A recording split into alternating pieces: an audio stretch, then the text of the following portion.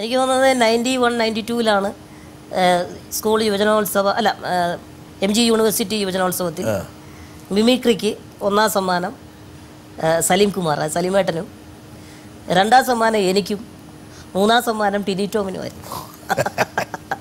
അങ്ങനെ ഒരു സംഭവം ഉണ്ടായിട്ടുണ്ട്. ആ സമയത്തൊന്നും ഞങ്ങൾ ആരും സിനിമയിൽ ടോമിനെ 3ാം സ്ഥാനത്തേക്ക് പക്രു തളച്ചു. അല്ല, ഇവനെ ആദ്യം എന്നെ വന്ന് കണ്ടപ്പോൾ എന്നെ ഇങ്ങനെ താഴോട്ട് നോക്കിയിട്ട് ഭയങ്കര പുച്ഛഭാവമായിരുന്നു. ഞാൻ ഓർക്കുന്നുണ്ട്, നല്ല ഹൈറ്റ് ഇതൊക്കെ, ഇവനൊക്കെ എന്താ ചെയ്യുന്നതെന്ന്. പക്ഷേ എന്തായാലും വളരെ യാദൃശ്യമാണ് അങ്ങനെ സംഭവിച്ചത്. അത് കഴിഞ്ഞ് ഞങ്ങൾ ഈ 2-3 സ്ഥാനക്കാരെ എന്നെ എടുത്തുകൊണ്ട് ഈ 6 അടി പൊക്കമുള്ള ടിനി ടോമിനെ അടിച്ച് താഴെയിട്ട് കഴിയുമ്പോൾ പക്രുവിൻ്റെ എന്താ? അയ്യോ, അങ്ങനെയൊന്നുമില്ല. കാരണം എനിക്കന്നേരം ടിനിയെ അറിയില്ലല്ലോ. അതുപോലെ തന്നെ നമ്മൾ നിപ്പൊന്നും അത്ര പന്തിയുള്ള നിപ്പായിരുന്നില്ല. അല്ല, കാരണം എന്നെ കണ്ടുപോലില്ല. എനിക്ക് തോന്നുന്നത് എനിക്കിട്ടൊന്ന് കാല് വെച്ചൊന്ന് തട്ടിയോ എന്ന് വരെ ഒരു സംശയമുണ്ട്. കാരണം എന്നെ കണ്ടില്ല അവൻ താഴെ നിൽക്കുന്നത്. സോറി കേട്ടോ, ഞാൻ പെട്ടെന്ന് അങ്ങനെ കയറുമായിരുന്നു. സോറി എന്ന് പറഞ്ഞ അർത്ഥം ബോധപൂർവ്വം ചെയ്താ? അല്ലല്ല, പക്ഷേ ഇത് അറിയാതെ പറ്റിയതാ. കാരണം പുള്ളിക്ക് ശ്രദ്ധയുടെ ഒരു ചെറിയ കുറവുണ്ടായിരുന്നു. അപ്പോൾ എന്നോട് പറഞ്ഞു മത്സരിക്കണ്ടല്ലേ. പക്ഷേ ഈ സമയത്തും നമ്മൾ സജീവമായിട്ട് യുവജനോത്സവങ്ങളിലൊക്കെ, സ്കൂൾ യുവജനോത്സവത്തിലൊക്കെ സമ്മാനം മേടിച്ച് നിൽക്കുന്നതുകൊണ്ട്. പക്ഷെ ഒരിക്കലും വിചാരിച്ചിട്ടുണ്ടാവില്ല ഇങ്ങനെ ഒരു പകയം വന്നിട്ട് നമ്മൾ തോപ്പിക്കുന്നുള്ള കാര്യം. അതെനിക്ക് തോന്നുന്നത് ടിനി വിചാരിച്ച് കാണാൻ സാധ്യത വളരെ കുറവാണ്. വളരെ അടുത്ത സുഹൃത്ത് കൂടിയാണ് ടിനി. അതെ. ഒരു സെക്കൻഡ്. ജീവിതത്തിൽ ഏറ്റവും കൂടുതൽ സുഖിക്കുന്ന ഒരു വ്യക്തി എന്നുള്ളതിൽ എൻ്റെ ഓർമ്മയിൽ വരുമ്പോൾ നിൻ്റെ മുഖം ഓർമ്മ വരുന്നത്. കാരണം ഉള്ളതുകൊണ്ട് തൃപ്തിപ്പെടുന്നതും. ഒരു പൊറോട്ട കിട്ടിയാൽ 4 ദിവസം നിനക്ക് ജീവിക്കാം, തൃപ്തനാണ്, ഏറ്റവും കൂടുതൽ സുഖിക്കുന്നതാണ്. ഒരു കട്ടിൽ കിട്ടിയാൽ അത് നിനക്കൊരു പരവതാനിയാണ്, ഒരു മാരുതി കാർ നിനക്കൊരു ക്യാരവനാണ്. അപ്പോൾ ജീവിതത്തിൽ ഏറ്റവും സുഖിക്കുന്ന ഒരാൾ പക്രുവാണ്. എൻ്റെ ക്വസ്റ്റ്യൻ ഇതാണ്, നീ ജീവിതത്തിൽ ഏറ്റവും കൂടുതൽ സുഖിച്ച നിമിഷം ഏതാണ്? വേറൊരു അർത്ഥത്തിൽ കാണേണ്ട, നീ ജീവിതത്തിൽ ഏറ്റവും കൂടുതൽ സുഖിച്ച നിമിഷം, ഈ നിമിഷം അത് പങ്കുവയ്ക്കുക.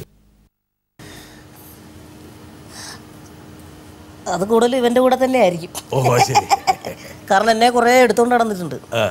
അതുപോലെ തന്നെ ഞങ്ങളാണ് ഒന്നിച്ച് ഏറ്റവും കൂടുതൽ വിദേശ പരിപാടികൾ ചെയ്തിട്ടുള്ളത്. ഓസ്ട്രേലിയ,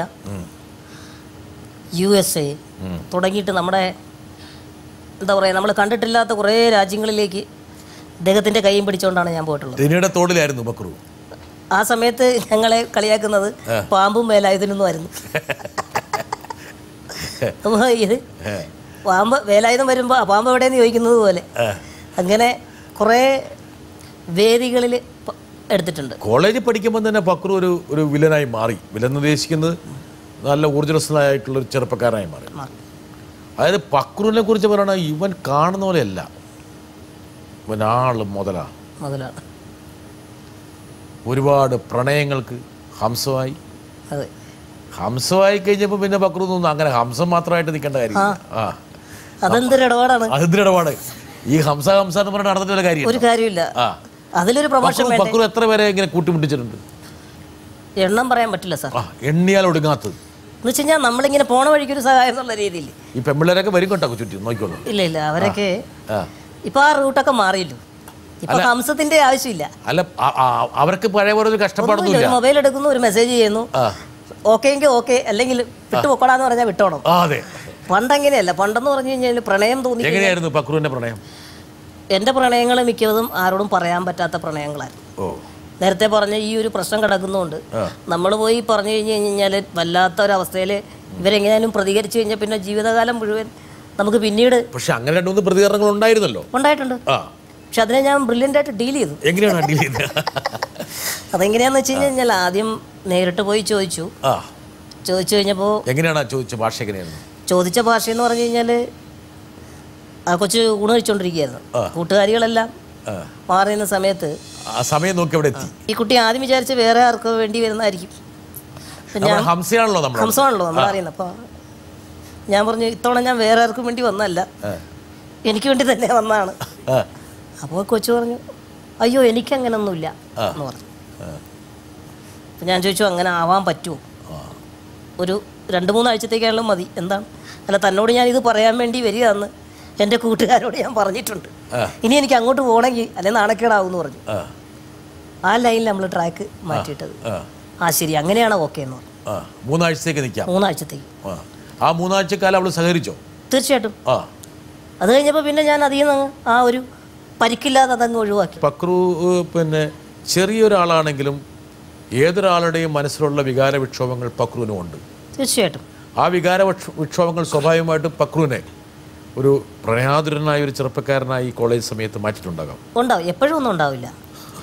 കാരണം എന്താണെന്ന് വെച്ച് കഴിഞ്ഞാൽ ഇതിൽ തന്നെ കോൺസെൻട്രേറ്റ് ചെയ്താൽ. ലവ് ലെറ്റർ എഴുതിയിട്ടുണ്ട്. എങ്ങനെയാണ് അത് കത്തിൽ ആദ്യം തുടങ്ങുന്നത്? ഈ പ്രാണസഖി പ്രിയസഖി തുടങ്ങിയിട്ടുള്ളതൊക്കെ എനിക്ക് ഇഷ്ടമല്ല. അതൊക്കെ ബോറ. ഹായ് ഹലോ എന്നൊക്കെ പറഞ്ഞിട്ടുണ്ട്. അതെ അതെ. പിന്നെ നമ്മൾ നമുക്ക് തോന്നുന്ന രീതിയിലുള്ള, അല്ലാതെ ഒരുപാട് അന്നേ നമ്മൾ ഈ ട്രെൻഡിനോട് കുറച്ച്, കാരണം വ്യത്യസ്തത എൻ്റെ പ്രണയലേഖനത്തിൽ ഉണ്ടാവണം എന്നൊക്കെ വിചാരിച്ചിട്ട് വളരെ, അതായത് നേരിട്ട് പോയിരുന്ന് ഇങ്ങനെ ഇവരുടെ ഇതൊന്നും ഇതിൻ്റെ എഴുതേണ്ട കാര്യമൊന്നുമില്ല, ഒന്ന് വിളിച്ച് മാറ്റി നിർത്തിയിട്ട് ഒരു 10 മിനിറ്റ് നേർക്ക് നേരെ സംസാരിക്കാവുന്ന കാര്യമുള്ളൂ. അതിനുള്ള ധൈര്യം ഇല്ലാത്തതുകൊണ്ടാണ് ഇങ്ങനെ എഴുതിപ്പോയത്. എഴുതിയിട്ട് ഏതെങ്കിലും ബുക്കിനകത്തോ അല്ലെ ആരുടെയും കയ്യിൽ വേറൊരു ഹംസത്തെ കണ്ടുപിടിച്ച് കൊടുക്കും ധൈര്യമായിട്ട്. കാരണം ഗ്യാങ് സെറ്റപ്പ് ഭയങ്കര സ്ട്രോങ് ആണ് നമുക്ക് വേണ്ടി. ഇനിയിപ്പം എന്നെ പ്രണയിച്ചില്ല എന്ന് പറഞ്ഞാൽ ഇവന്മാരെല്ലാവരും കൂടെ കൊല്ലാൻ വരെ തയ്യാറായിട്ട് നിൽക്കുന്ന ഒരു അവസ്ഥയിലേക്ക് കാര്യങ്ങൾ കൊണ്ടുപോയി. അതെ. അങ്ങനെ കോളേജ് വിടുമ്പോഴേക്കും എത്ര പ്രണയങ്ങൾ ആരംഭിച്ച് എത്ര പ്രണയങ്ങൾ അസ്തമിച്ചു? ഒരു 2, 3, 4 അത്രയൊക്കെ ഉണ്ടാവും. 2, 3, 4 ആ പെൺകുട്ടികളൊക്കെ ഇപ്പൊ കാണാം. അതില് പിന്നെ എല്ലാവരും വിളിക്കാറുണ്ട് മിക്കവാറും. അതും വളരെ എന്താ പറയുന്നത്, സർപ്രൈസാണ്. പലപ്പോഴും പല ഘട്ടങ്ങളിലൊക്കെയാണ്. ഈ ഒരു പ്രണയത്തിൻ്റെ ആൾ ഈ കഴിഞ്ഞ കാലഘട്ടത്തിലാണ് വിളിച്ചത്. അപ്പോൾ ഭയങ്കര ചിരിയായിരുന്നു അവൾക്ക്. ഞാൻ ചേട്ടനോട് പറഞ്ഞിട്ടുണ്ട്, നമ്മൾ അജയൻ അന്ന് എന്നോട് വന്ന്, അന്നേരം ഞാൻ കുറച്ച് ചമ്മിപ്പോയി. കാരണം കുറേ കാലം കഴിഞ്ഞിട്ട് ഹസ്ബൻഡിനോടും. കാരണം ഇയാള് അതെന്ന് പറഞ്ഞു കഴിഞ്ഞാൽ ഒരുപക്ഷെ ആ കുട്ടിക്കും അതൊരു ഇപ്പൊ ഒരു ക്രെഡിറ്റ് ആയിരിക്കും. ക്രെഡിറ്റ്, അതായത് അജയൻ പ്രേമാഭിർത്ഥന നടത്തിയല്ലേ പ്രണയിച്ച ആളാണ് ഞാനെന്ന് പറയാനുള്ള ക്രെഡിറ്റ്. പക്ഷേ പക്രുവിന്റെ ഭാര്യയ്ക്കൊന്നും വലിയ ഇഷ്ടപ്പെടുന്നുണ്ടാവില്ല കേട്ടോ. അവൾ എന്നോട് ഇങ്ങോട്ട് പോന്നപ്പോഴും പറഞ്ഞെന്താണെന്നറിയോ, ഈ വിഷയം ചോദിച്ചു കഴിഞ്ഞാൽ കൂടുതലൊന്നും പറയണ്ടെന്ന്. ഈ പ്രണയം എന്ന് പറയുന്നതിൻ്റെ ഒരു ടെൻഷൻ വളരെ വലുതാണ്. സുഖം ഉണ്ടെങ്കിലും ടെൻഷൻ. എനിക്ക് തോന്നുന്നു ഈ കുട്ടികളൊക്കെ ഇപ്പോഴത്തെ ജനറേഷനൊക്കെ ആ ഒരു സുഖമുണ്ടോ. ഇന്ന് രാവിലെ തുടങ്ങിയ മത്സരം അവസാനിപ്പിച്ച് വേറെ ആയി പോയിട്ടുണ്ട്. ബ്രേക്കപ്പ് എന്ന് പറയുന്നൊരു സാധനം ഈ അടുത്ത കാലത്ത് ഇറങ്ങിയിട്ടുണ്ട്. ഞാൻ ബ്രേക്കപ്പ് ചെയ്തിരിക്കുന്നു എന്ന് പറഞ്ഞാൽ പിന്നെ വേണ്ട, വിളിക്കണ്ട. വേണമെങ്കിൽ അത് മാത്രമല്ല, ഇപ്പോൾ പ്രണയം തുടങ്ങി ഒരു കാലഘട്ടം കഴിഞ്ഞ് കഴിഞ്ഞാൽ ഈ നമ്പറൊന്നും മാറിയാൽ തീർന്നു. പെൺകുട്ടിക്ക് തോന്നും അല്ലെങ്കിൽ ബോയ്ക്ക് തോന്നുക വേണ്ടാന്ന് വെച്ചാൽ ആ കോൺടാക്ട് നമ്പർ സിം അങ്ങ് മാറ്റി കഴിഞ്ഞാൽ സംഗതി കഴിഞ്ഞു. അപ്പോൾ ഈ അജയൻ ഈ പിന്നെ ഒരു കലാകാരനായി അതിൻ്റെ പ്രൗഢി ഒരു സ്റ്റാറായി, ഒരു ലിറ്റിൽ സ്റ്റാറായി, ഒരു മുഴുനീള സ്റ്റാറായി, ഒരു സൂപ്പർ സ്റ്റാറായി വിരാജിക്കുമ്പോൾ ഈ പെൺപിള്ളേർക്കൊക്കെ വരുന്ന പോലത്തെ SMS നമ്മുടെ ഫോണിലേക്ക് വന്നിട്ടില്ലേ? കല്യാണം കഴിഞ്ഞ് അങ്ങനെ അധികം വന്നിട്ടില്ല. അധികം വന്നിട്ടില്ല എന്നാ പറയണത്. അതെ, വന്നിട്ടുണ്ടെന്നുള്ള കാര്യം അല്ല, ഭയങ്കര ഇഷ്ടമാണ് കലാപരിപാടികളും നിങ്ങളെ സ്റ്റേജിൽ കാണുന്നതും പ്രോഗ്രാംസൊക്കെ കാണുന്നതൊക്കെ ഇഷ്ടമാണ് എന്നൊക്കെ പറഞ്ഞു വന്നിട്ടുണ്ട്.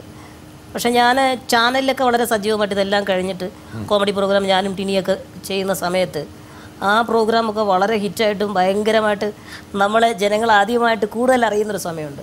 ആ സമയത്തൊക്കെ ഒരുപാട് കുട്ടികളുടെ മെസ്സേജുകളും അതുപോലെ തന്നെ ചാനലിലേക്ക് തന്നെ ലവ് ലെറ്റേഴ്സും ഒക്കെ വന്നിട്ടുണ്ട്. അതൊക്കെ ഇവൻ വായിച്ചിട്ടുണ്ട്. ഈ ടിനി അവന് വരാനുള്ള സാധ്യത കുറവായിരുന്നു. അല്ല, അവനെ കൂടുതലും ബോയ്സ് ആയിരുന്നു അവന് ലവ് ലെറ്റർ ആയി. അല്ലെങ്കിലും ഞാൻ കണ്ടിട്ടുണ്ട് പക്രുണ്ടല്ലോ പെൺകുട്ടികളുടെ ഒരാളാണ്. ആണോ? അങ്ങനെയാണോ? അല്ലേ? ആണ്, കണ്ട എല്ലാവർക്കും ഇഷ്ടമാണ്. അല്ല, ഇവർക്കും ബോയ്സിനും നമ്മളോട് ഇഷ്ടക്കുറവൊന്നുമില്ലല്ലോ. ഒരിക്കലും ഇല്ല. പക്രുവിൻ്റെ പ്രത്യേകത എന്ന് വെച്ചാൽ പക്രു എല്ലാവരുടെയും ഡാർലിംഗ് ആയി മാറും. ഉദാഹരണം പറഞ്ഞാൽ കോളേജിൽ പഠിക്കുമ്പോൾ അധ്യാപകർക്കെല്ലാം വലിയ കാര്യമാണ്. അവരെ കയ്യിലെടുക്കാനുള്ള നമ്പർ എന്താ പക്രു? നമ്പർ എന്ന് പറഞ്ഞു കഴിഞ്ഞാൽ നമ്പർ ഇതാണ് സാർ, കോളേജിന് വേണ്ടി മത്സരിക്കുക. യുവജനോത്സവ വേദികൾ വരുമ്പോൾ നമ്മൾ ഭയങ്കര താല്പര്യത്തിൻ്റെ ഒരാളായി മാറും. എല്ലാവരുടെയും ഫോക്കസ് എന്നിലേക്ക് വരും. അതൊരു പ്രധാന കാര്യം. കോളേജിനൊരു അവാർഡ് അല്ലെങ്കിൽ പിന്നെ രണ്ടാമത് കോളേജിൻ്റെ കലോത്സവ വേദികൾ വരുമ്പോൾ, പ്രത്യേകിച്ച് ഞാൻ ക്ലാസ്സുകൾ കൂടുതൽ അറ്റൻഡ് ചെയ്യുന്നതിനേക്കാളും ഞാൻ ക്യാമ്പസിൽ കറക്റ്റായിട്ട് എന്തെങ്കിലും പ്രോഗ്രാം ഉള്ള അന്ന് ഞാൻ അവിടെ ഉണ്ടാവും. ഇതാ വരുന്നു പക്രുവിന് വളരെ വേണ്ടപ്പെട്ട ഒരാൾ. അജയൻ കുഞ്ഞുണ്ണി ഏറ്റവും പ്രശസ്തമായിട്ടുള്ളൊരു സൂക്തം അറിയാമല്ലോ, എൻ്റെ പൊക്കക്കുറവാണ് എൻ്റെ പൊക്കം എന്ന്. ഞാൻ അജയനെ കുറിച്ച് ഓർക്കുമ്പോഴൊക്കെ അദ്ദേഹത്തിൻ്റെ ഈ വചനം എൻ്റെ മനസ്സിൽ വരും.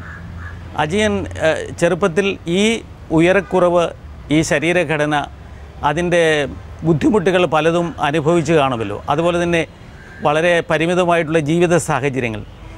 ഇന്ന് അതിനെയെല്ലാം അതിജീവിച്ച ഒരു ലോകപ്രശസ്തനായിട്ടുള്ള വ്യക്തിയായിട്ടും തീർന്നിരിക്കുമ്പോൾ, തിരിഞ്ഞു നോക്കുമ്പോൾ അജയൻ എങ്ങനെ കാണുന്നു ഈ പരിമിതികളെ?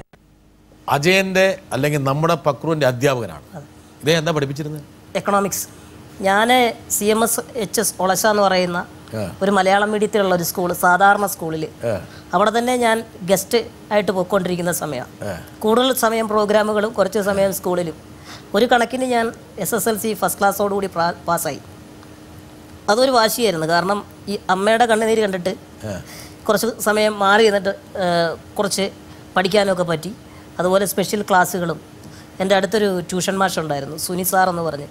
അദ്ദേഹം എന്നെ ഇരുത്തി ഒരു തരത്തിൽ ഒരുപാട് കഷ്ടപ്പെട്ട് എന്നെ SSLCക്ക് ഒരു നല്ല സ്കോറിൽ കൊണ്ടുവന്ന് എത്തിച്ചു. അത് കഴിഞ്ഞ് ഞാൻ കോളേജിലേക്ക് വരുവാണ്. അപ്പോൾ ആദ്യം ഞങ്ങളെ സ്വീകരിക്കുന്ന സാറാണ് ഇദ്ദേഹം, Mathew Kurian sir.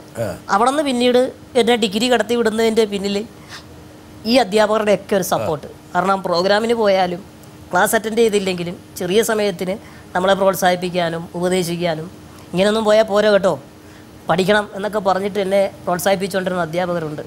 PC Elias sir, അതുപോലെ മാത്യു കുര്യൻ സാറ്.